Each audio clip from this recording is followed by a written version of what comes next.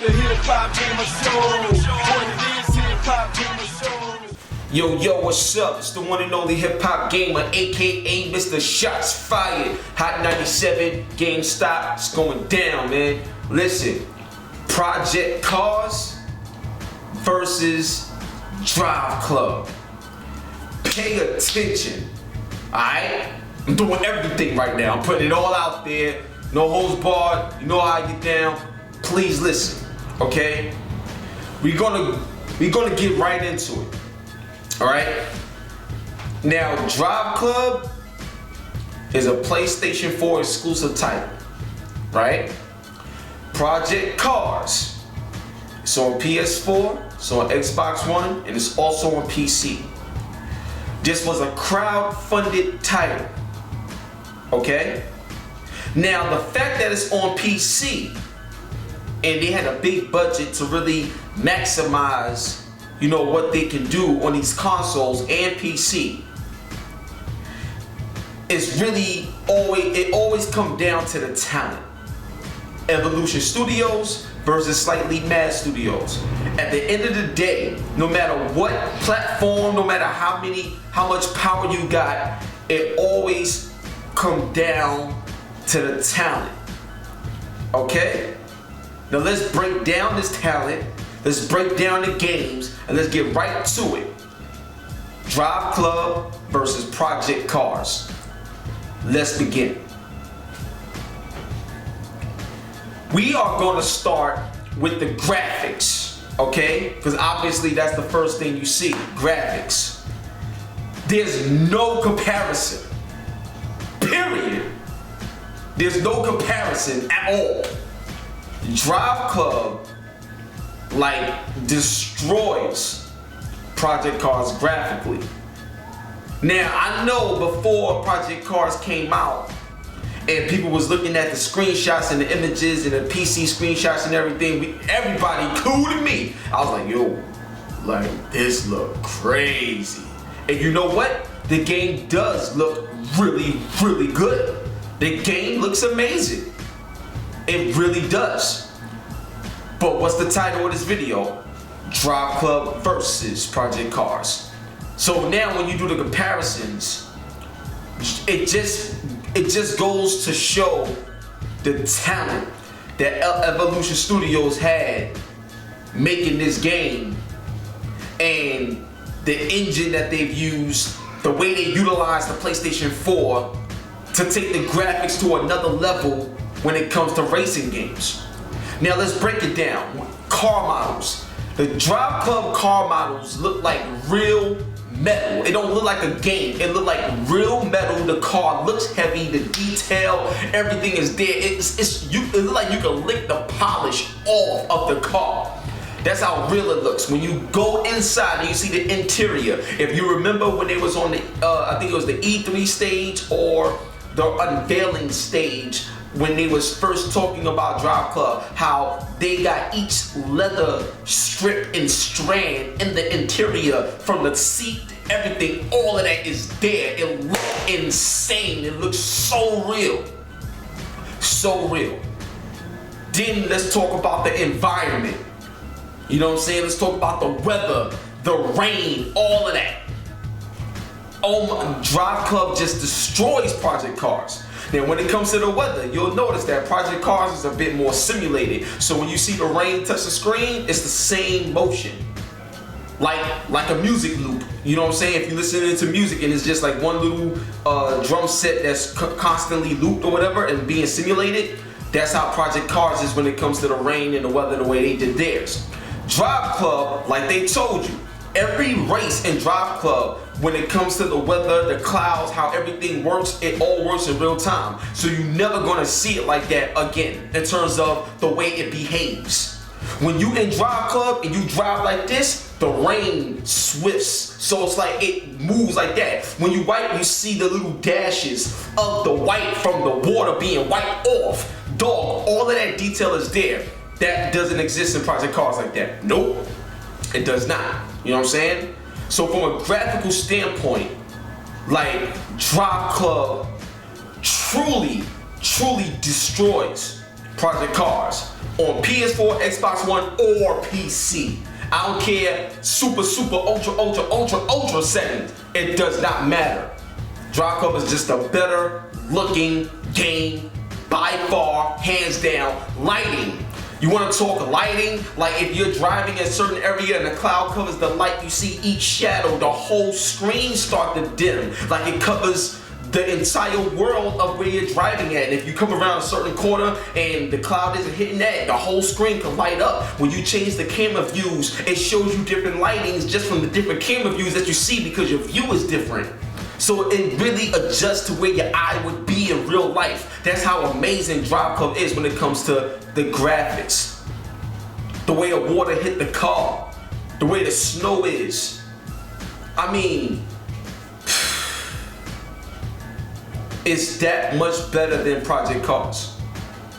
Project Cars, when you look at their, their rain and how their weather conditions is and stuff like that, a lot, like I said, a lot of it is simulated, a lot of it is very static. You know what I'm saying? It doesn't feel like it's real time, it doesn't feel like it's alive, it doesn't come off the screen like that just from graphical detail. Project Cars is an amazing looking game. Driveclub, it's like walk outside your house and look at how the world behaves when it comes to cars and the weather and the movement, the detail in the metal. Like, I mean, really look at it, and you're damn near looking at Driveclub. It's that amazing. So graphically, obviously, Driveclub takes the cake, but it also says a lot about Evolution Studios and the fact that the PS4 is that powerful this early with what they've been able to show. That's something that's very exciting. Whereas Project Cars being on PC and having ultra settings and all these things don't compare. It's a smoother experience. You know what I'm saying? Now, we're about to move into the gameplay of it all. Here's the part that's gonna really shock a lot of y'all. I've been playing Project Cars heavy. I've been playing Driveclub heavy, you know that. I had it day one. From a gameplay standpoint, here's something that bothers me. Now, Project Cars is marketed to be a simulation. Driveclub is not a simulation, it's marketed to be more of an arcade racer with simulation features in their game. I'm gonna tell you something, if this is like the word to everything, this is the realest thing I can tell you from the gameplay of it. Driveclub is 30 frames per second, Project Cars is 60 frames per second. 9 times out of 10, 9.9999 times out of 10, you talk to anybody in the industry, tech, all of that, if they tell you one is 60 frames per second and the other is 30 frames per second, you're gonna go with 60. Period. The more frames, the better. Period. Right? Here's something I want to tell you though. This goes back to the talent. Now, we've been seeing engines find new ways to get new performance. Other ways to do things besides the normal way. Now, a lot of times you may not have all the power in the world to do something, but it doesn't mean you can't achieve that particular powerful result that you're looking for, even if you don't have all the equipment needed to make it easy to do. So let's break this down. Driveclub is a 30 frame per second game, right? But when everybody was looking at it, it was like, yo, this looked like 60, like the sense of speed, the smoothness, how did they do this at 30 frames per second?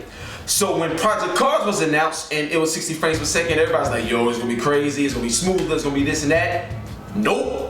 I'm here to tell you, from a technical standpoint, 30 frames per second versus 60 frames per second, in this particular case, the 30 frames per second game is the clear, clean cut winner.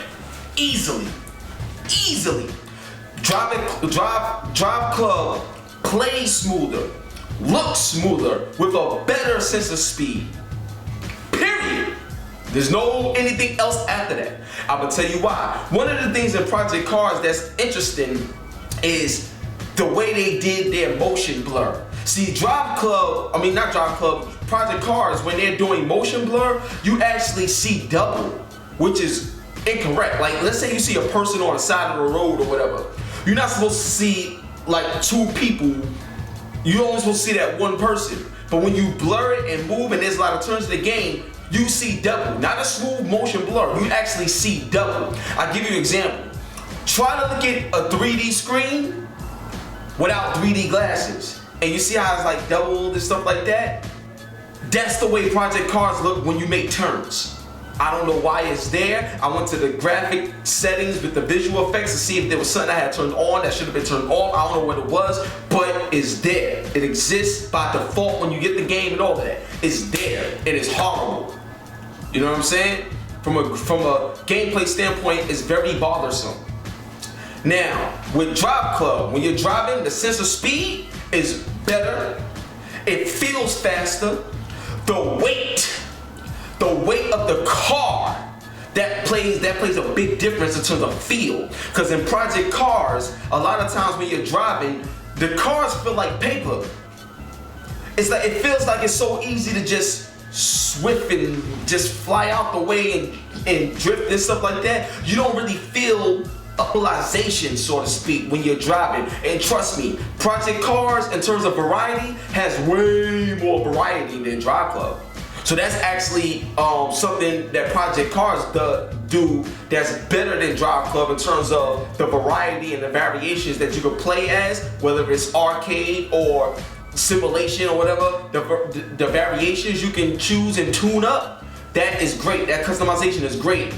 But the problem is, even with all that customization, you still gotta understand how a vehicle works, how a car works. So for those of you that's watching this video that actually drive, if you got all your tires, they all fully got air in it and everything is good. When you drive, your car's not gonna turn left or right by itself. You can drive and kind of let your hand go to the wheel and it'll still continue to go straight.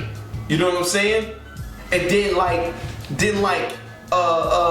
if you're driving and you brake, you can still turn when you brake. Like, I don't care how fast or slow you're going, these is just basic driving knowledge. So when I play a game that's marketed to be a simulator, I'ma drive like how I do in real life and use that logic and that mentality and apply it to the controller. So I give you an example of what I mean. If I'm playing Project Cars and I'm driving really fast, I can let go of the accelerator and just let the car drift and let the car flow, and then turn it a little bit and everything, get in my groove, hit the brake a little bit. If I'm going too fast and I make a mistake on a turn, I should be able to hit the emergency brake to get that little skid like that, slide in, boom, get back in the groove, and you good. No.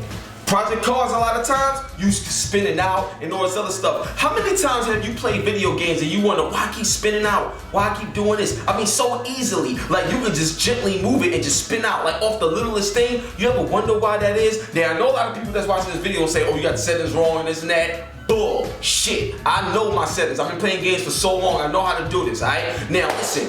When you play Driveclub, because you don't gotta worry about tuning, by default, the game is the way it is. So when you're playing Driveclub, you know how many times I could drive and just let you know how incredible Driveclub is? The way you drive, and it's like what you're looking at, because it's so detailed, it's like telling you what to do, so to speak. When you coming up on a road and you really gotta make that deep turn, you know, and you hit the brake, you can hit the brake, let go, then just, you know, kind of glide your way into the corner, stuff like that. You can let the car just roll because all the speed that you picked up, and then you can tap the accelerator, and then, yo, you can do all of that with the same logic you would do in real life and apply it to the controller, and it really, really works and behaves that way. The only thing that makes Driveclub more of an arcade racer is that it has the bumper car type of thing, where, you know, like in Gran Turismo, you can bump into a lot of cars and kind of cut your way into the line and stuff. But because the AI in Driveclub is so great, they attack you as well, and they pass you, you pass them, they pass you, you pass them. It's a real battle. They got a catch-up system in there, so it always feel like there's a war. What? Are you crazy? Driveclub, yo. Oh, this game. Such an incredible, one of the best games I ever played, period, when it comes to racing, period. Probably, I wouldn't say it's the best racer I played just because, you know, I like Need for Speed and the cops and everything, that type of stuff. In terms of realism, Driveclub was the best game, best racer I ever played in terms of just realism and racing. Forget the action like Burnout and Need for Speed for a second. In terms of those type of games like Driveclub that has simulation features and stuff like that, in terms of that, best game I've played, period. It's like that. Now with Project Cars, let's talk about Project Cars gameplay a little bit deeper. So you can pick different cars, you got all this other stuff and everything like that, and a lot of times you get the same results even with different cars. That bothers me because don't get me wrong, you do notice subtle differences between different cars you choose in Project Cars, but in terms of just performance and racing, a lot of times it start feeling the same exact way no matter what car you got. That bothers me. It's like, why does it feel that way when you're looking for a new experience depending on the car you have? You see what I'm saying? So that's something that always got to me too. So once again, even in the gameplay department, Driveclub wins. And that 30 frame versus 60 frame per second didn't even matter because the way they designed and developed the game, Evolution Studios, they knocked it out the park and, in my opinion, beat a game that's on PC at 60 plus frames per second in terms of smoothness. Like, you gotta see how this looks, like, seriously. So then another thing I want to talk about is sound design. It's another thing. Driveclub sound design is so phenomenal to the point where, you know, when you driving next to another car, depending on the viewpoint you have, you can hear the other car's engine and it sounds very different from your engine. And then the sound design is so good in the game that you can tell what you're doing just by sound. Like when you braking, the sound of the brakes was like, it's like the way it slows up, the weight of the car, the driftness, the sound of the rain, or just the environment, how open it. Yo. Even the sound of the thunder, the light of the lightning, like all of this stuff comes to life, sound design wise. The sound is crazy. And I played with the music off, so I'm just purely listening to the sound of the engines, in terms of what's around me, the sound of the skids, the sound of all of that. Plus the wind. When you in Driveclub and you racing, you go so fast that you can hear the wind. And when you hit R3 and you look back at the other races if you want to, it sounds completely different because of the wind. And yo. Are you kidding me right now? Yo, I'm telling you, there's so many people out there that's missing out on Driveclub because of those bullshit ass reviews that came out. It's a joke, man. It's a joke. I'm telling you. And then and now let's go back to Project Cars and talk about their AI. Project Cars AI is pretty good. It's pretty good as well. You know what I'm saying? It gets tough. They try to knock you off and stuff like that. But what I've noticed is in Project Cars, I didn't really see that killer mentality in Project Cars for some reason. Whereas, like, if I'm getting past you and they trying to come back at you and this and that, I really didn't feel the killer mentality that I experienced in Driveclub. Like, it's real. Like, you know what I'm saying? I didn't experience that. But in terms of Project Cars, the AI and everything, it's still damn good. It's still damn good. But once again, Driveclub wins in that area. Driveclub got the graphics, Driveclub got the gameplay, Driveclub got the sound. Yo, I'm telling you, it's crazy. Now let's talk about career mode. What I love about Project Cars is how they got the speaker feature, how you feel like there's a coach always with you. They've been telling you like, green, go, stay out of the sides, They're giving us a warning. You hear all of this stuff through the speaker while you racing. That is fantastic. That's phenomenal right there. I love that about Project Cars. It just brings the team effort and the team believability within the game right home on your controller. That right there is crazy. Driveclub don't got that. You know what I'm saying? But so that's a great feature. But in terms of Driveclub, I like the way they have everything set up in terms of how many stars you get and stuff like that. But what I don't like, and this is in Project Cars as well, is you can't choose whatever car you want. So a lot of times, it's like they give you a whack car on purpose.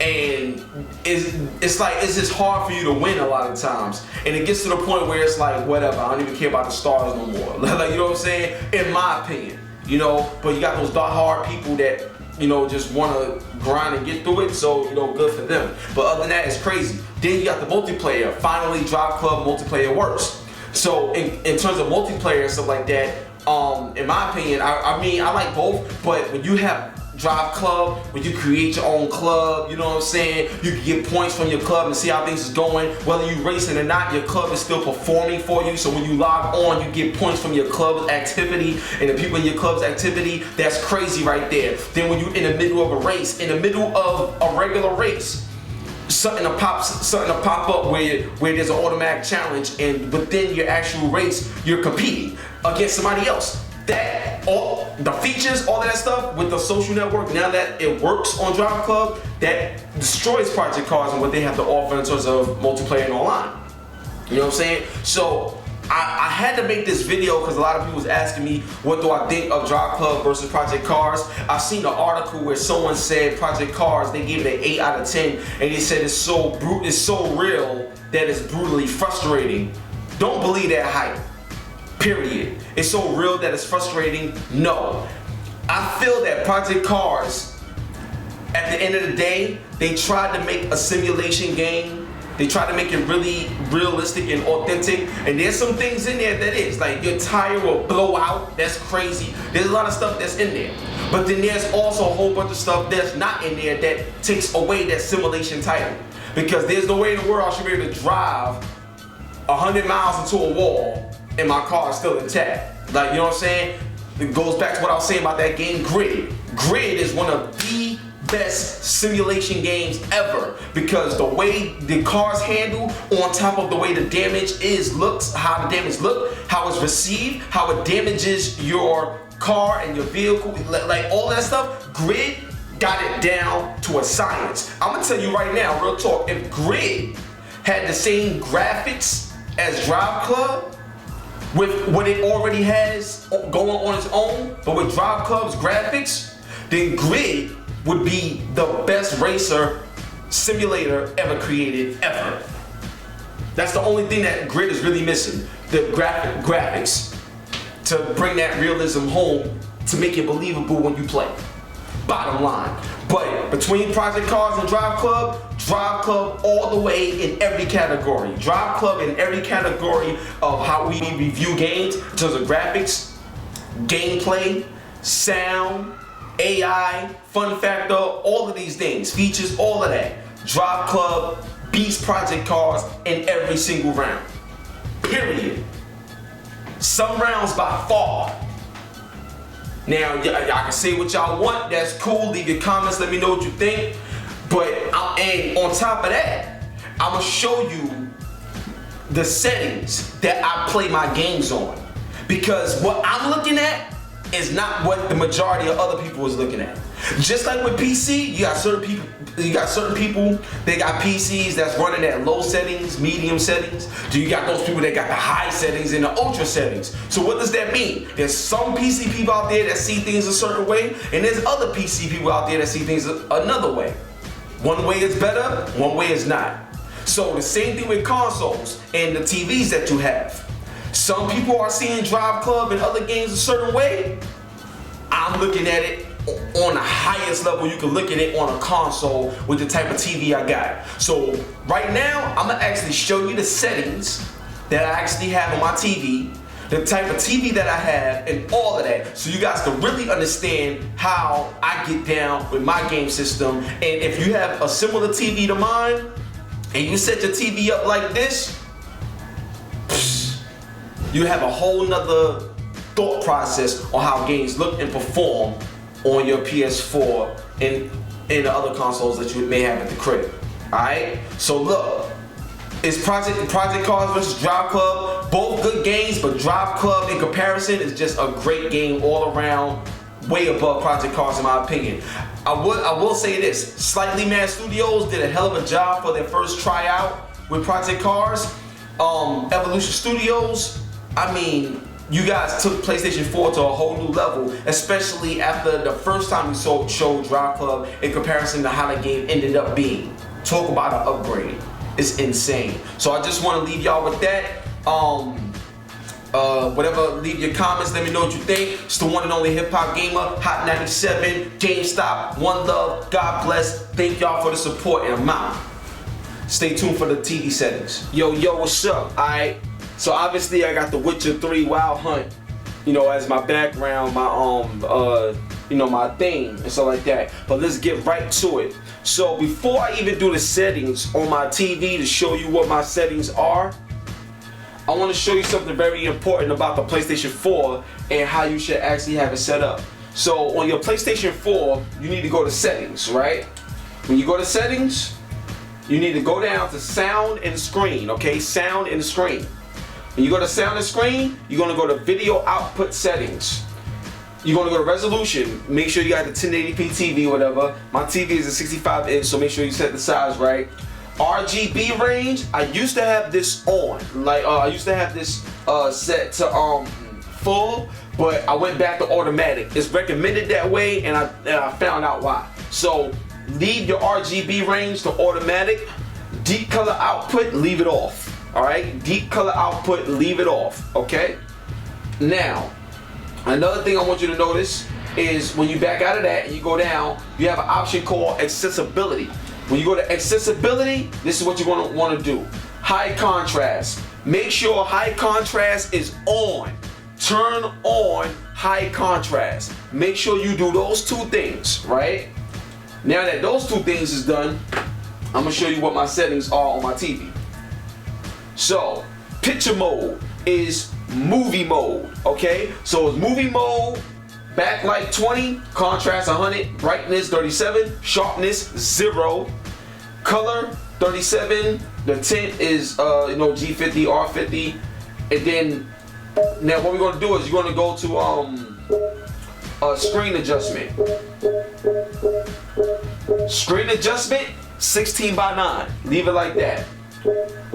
Advanced settings, dynamic contrast off, black tone darkest, flesh tone -15, RGB only mode off, color space custom, just go to custom, leave it like that. White balance, the offsets need to be at 20, the gains need to be at 50.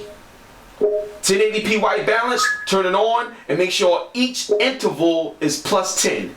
Each interval needs to be +10, and there's 10 intervals. Okay? Gamma, +3, all the way up. Black enhancer, on. Okay. Picture options, warm 2, digital noise filter, MPEG noise filter, HDMI black level, all of this needs to be low. Auto motion plus, smooth, LED motion plus, on. When you have a TV like this, which is a Samsung ES8000, that's the model, ES8000, CMR, clear motion rate, that's what that means, CMR 960, with a TV that's 240 Hertz, this is a 240 Hertz screen refresh rate, but the CMR 960 adds to the refresh rate to make it that much more smoother because of the backlighting technology. So, that's my setup right there. That's my settings right there and all of that. Telling you right now, for a console, when you play games like this, it's like having a PC at ultra settings before a console. Whereas if you playing with a TV that don't got that refresh rate or whatever, it's like playing on low, medium settings on a PC. That's the difference that it makes for a console. Straight up, alright? So one love, God bless. Once again, it's the one and only HipHopGamer, aka Mr. Shots Fired, Hot 97 GameStop. My dude, we out.